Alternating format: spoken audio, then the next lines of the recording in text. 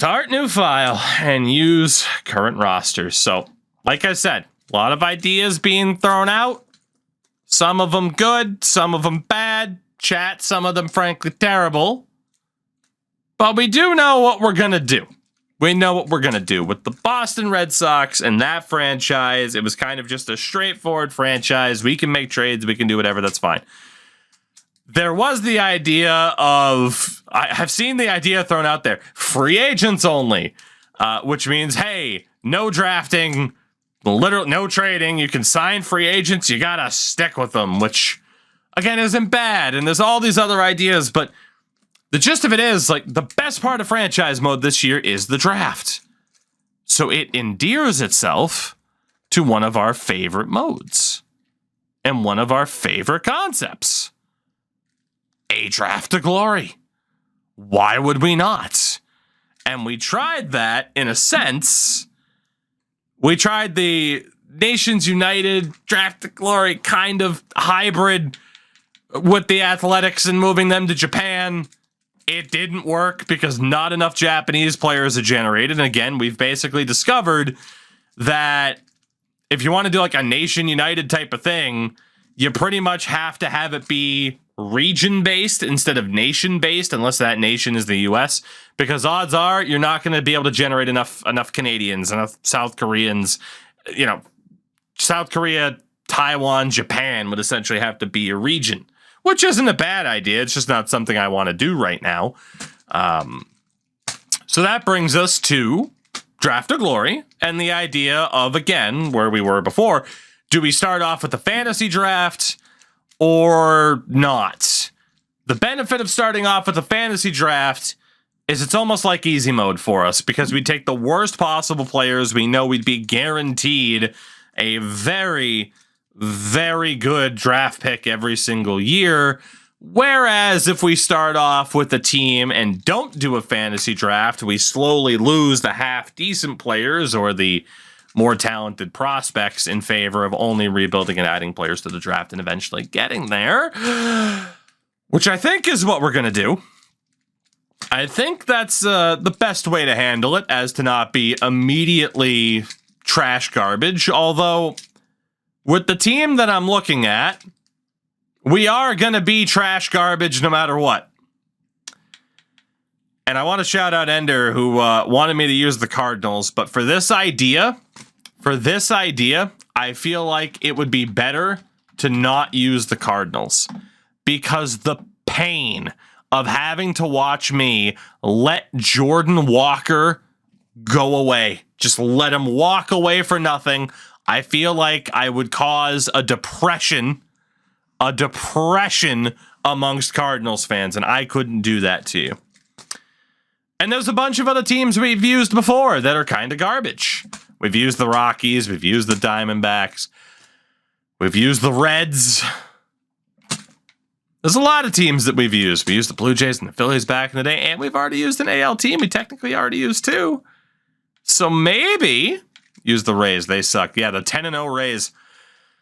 There is a team around these parts that are just a little bit mid and have been pretty mid for a long time. We're finally using the Pittsburgh Pirates. It's happening. We're doing it. We're using the Pittsburgh Pirates. Draft to glory style. It's happening. Done deal. Damn it. Done deal. We are finally going to use the Pirates. I have seen people asking to use them for a long time. And they are the team that we are finally going to roll with. We're going to build them essentially from the ground up. Again, they are a team with some people.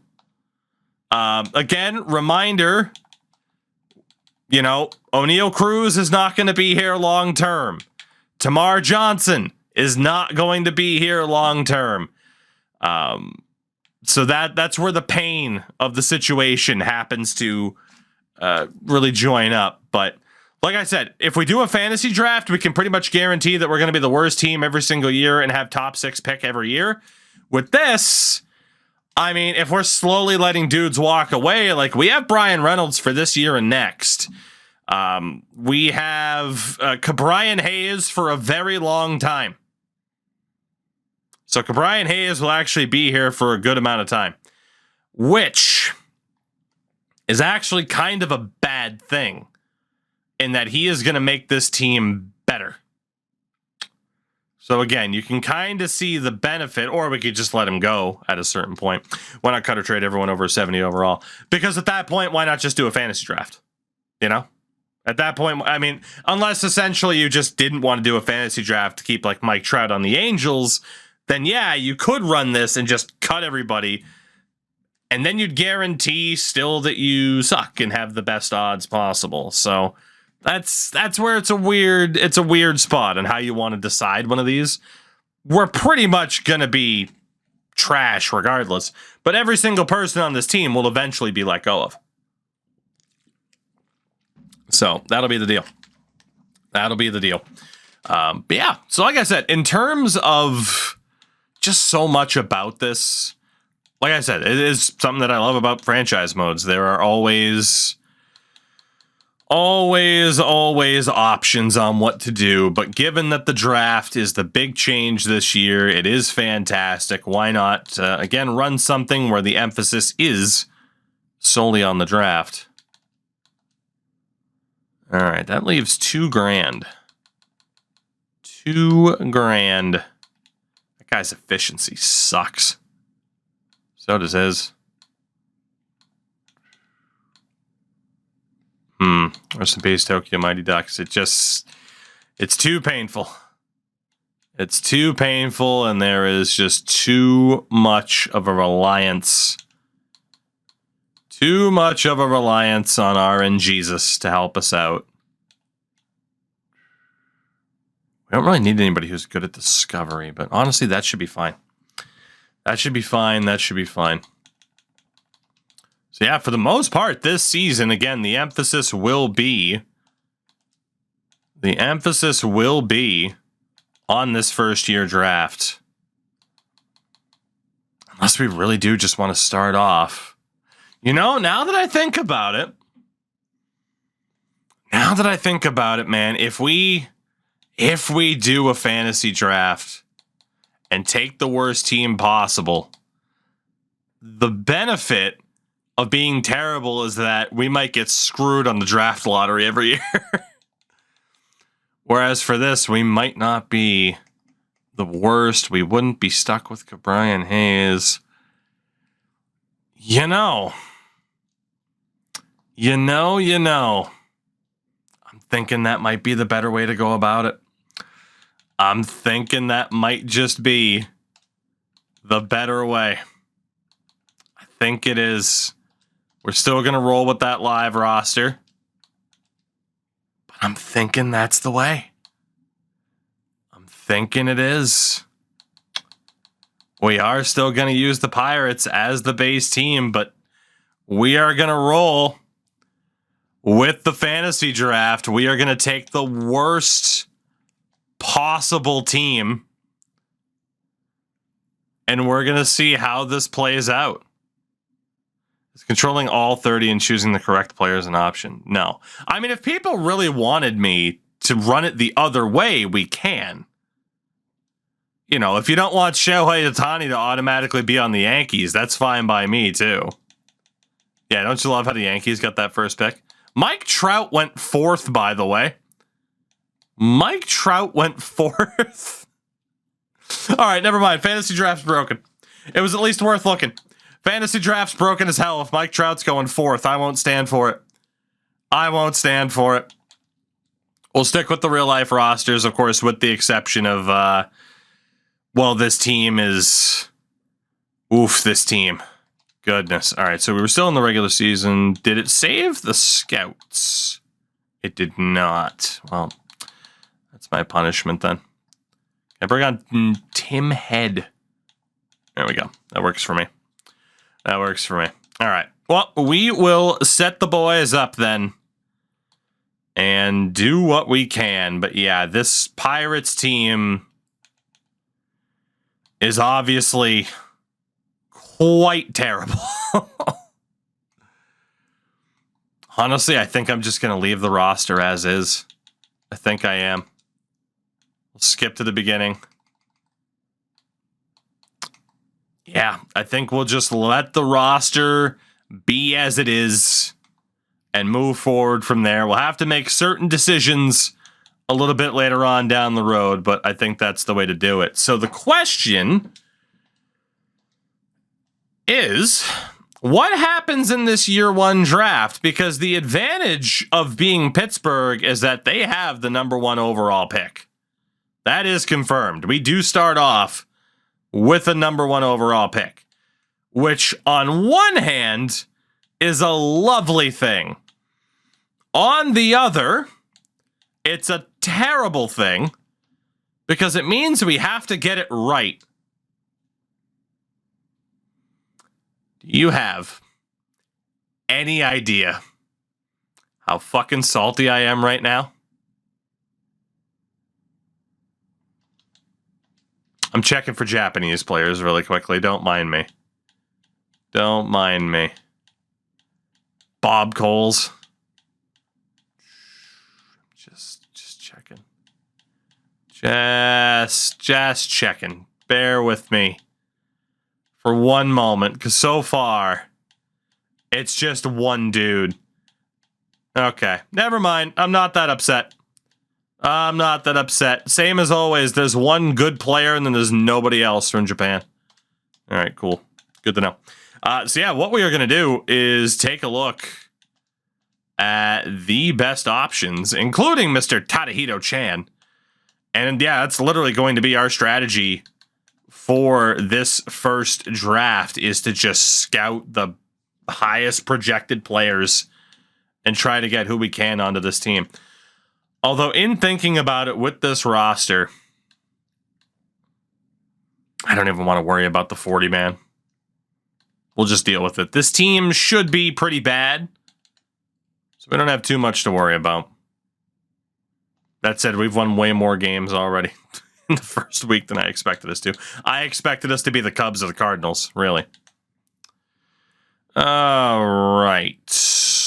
Well, Mariano Perez isn't looking that bad. We are going to keep looking. Actually, well, let's get basic info on everybody and then go further in depth. So Orlando Ortega as a first baseman, Estevan Uribe, and another closer, McGill. Now, I know a lot of people are going to be like, hey, don't waste time with closers. But again, you got to remember we'll have a high pick in the second round, too, at least for season 1. There we go. 5 and 10. Beautiful way to start. Orlando Ortega's looking pretty damn good. He is looking very good. Very, very good. Tobias Sterling. Okay, a lot of starting pitchers. Folded the Japanese team. We had to. It just wasn't working. It just wasn't working, unfortunately. All right, 9 and 13. Okay, so at least we know that Tobias Sterling's an absolute bust. That's good to know. Coronado might be insane, though. We're going to have to keep looking at him once we kind of whittle it down to the best of the best. Left fielder Julian Sanchez. Austin Fielder as a closer. And a reliever, Alberto Calderon. So let's optimize that for the week. We just lost 18-0 to the Dodgers. Now that's good tanking. Apparently, based off of what we know of Austin Fielder so far, he's going to be trash. It's only 20% scouted, but our scouts are saying avoid him. So that's good to know. Has Quinton Sands as the #1 projected guy right now at first base. Got to look at Bob Coles. Oh, baby. Tyrone Hughes, can you create prospects? You can. Am I going to? No. 2 closers and a reliever, so we can leave that as it is. I still want to know what these closers do for the round number 2, who the best of the bunch will be. We are starting to lose games hand over fist, which is beautiful. Damn, some of these relievers are decent, and some of them are absolute trash. That is a minefield. Look at Manny Montanez. Anybody else that we don't really have info on yet? Why do our scouts think that Russell Senzel is, or Senzel, projected to be unranked? They have him at 11. Interesting. I mean, we could go off of the MLB option, but I'm going to continue to go off of our scouts' opinion for now. We still have 2 months until this draft. We know we have to get it right with this first overall pick. It actually might be right about Russell. Interesting. Interesting. That would be a huge coup for us. Jose Pinto we can look at. Rich Brady. And Aiden Nieves. Or Neves, whatever you prefer. Starting right in second. Let's get those up there. Manny Menendez looks like a dude who serves you a mean burger at an all-night diner. I mean, again, if there's if we're in need of a tiebreaker, best facial hair, best name certainly will serve as that. Okay, none of these guys are looking like they're going to be worthy of that first overall pick. We have to get this right. It would be a very Pittsburgh thing for us to do, no offense, to get this very first pick, a first overall, incorrect. We cannot afford to do that. Okay, it's week 8 of 14. All right, 20 and 31. No, they get it correct and they become great Yankees. Fair. Fair. So Mariano Perez is still looking like the guy. Quentin Sands as well. I'm thinking week 10 is the time to go back. But honestly, there are so many good players already. Like Theo Felton's projected 30th. If we look at MLB rank, is there anybody way up here that we haven't looked at yet? There are dudes who are projected around 24th. We have almost the entirety of the projected first round. But I do agree. We're going to start going off a team rank and make sure that we have these guys 100% scouted. Even 90% Orlando Ortega. So 2 first basemen and a starting pitcher. Palpatine, what's going on? We're doing good. We're doing good. I didn't think we'd have to start a new franchise yet, but boy, that Japanese only run fizzled. Okay, so it really does still like these 3. Let's get 100% on Quentin Sands. Just to know for sure.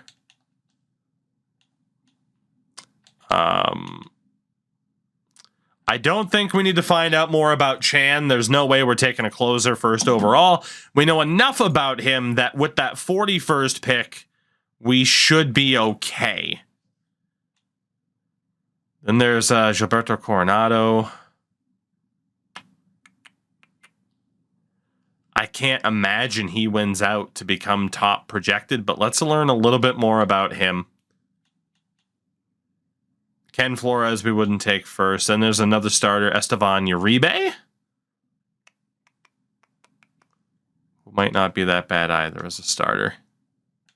Let's focus on those guys. Let's see. Okay, good. We're still losing a lot of games. I mean, as long as like one of the only teams that we're beating is Oakland, we're doing okay. So it really does like Coronado. It does not like Uribe. Now that we've scouted him out more, it doesn't like him at all. At least for a first rounder. So they are our scouting department, who again, we are going to choose to trust our scouts a lot. Why would you not? Really like Mariano Perez. They also really like Quentin Sands. Look at that potential range for Coronado. Only issue is he's the oldest of the bunch.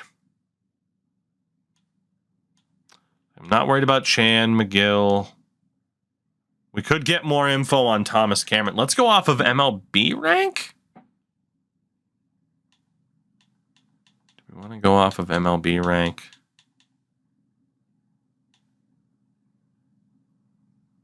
Our scouts already don't like Jose Pinto.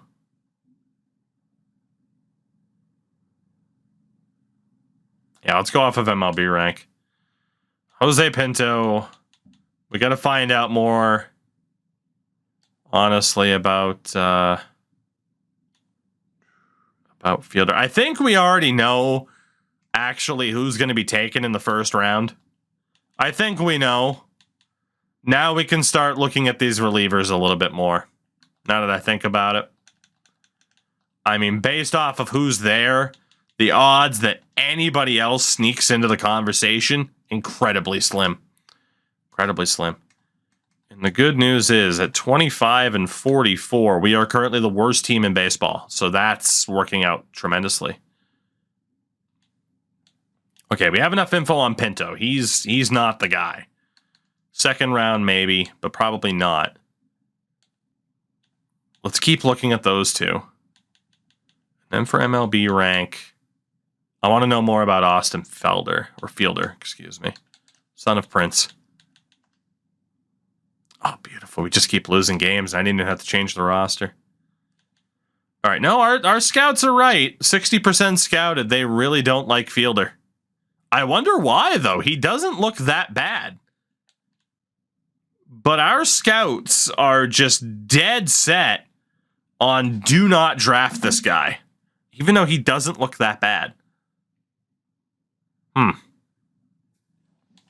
wonder what makes them think that way. Let's see, we got 2 weeks worth of scouting left. We're going to do one more week of MLB rank and then one more week of our scouts. Let's look at Julian Sanchez, learn a little bit more about him. One more look at Bob Coles. And one more look at Luis Pena. So 2 closers and a left fielder. That is the plan. That is the plan. That is the plan. Let's see. Yeah, it likes Pena quite a bit. The other guys, scouts are pretty indifferent towards. So for team rank, let's learn more about Ken Flores, Robert Beltre, and Russell Senzel. Very pitching-heavy draft, apparently, but that is the plan. That is the plan. That is the plan. You know, I totally forgot about the whole sponsorship deal. I don't know if that really adds that much to the budget, but let's go ahead and do that. So our first draft with Pittsburgh. Again, we are terrible. 29-53, worst record in the majors. As we're going to slowly let members of this team go. Someone like Contreras will hit free agency in year 1. We're in a pretty interesting spot here. We have to get this pick right, though.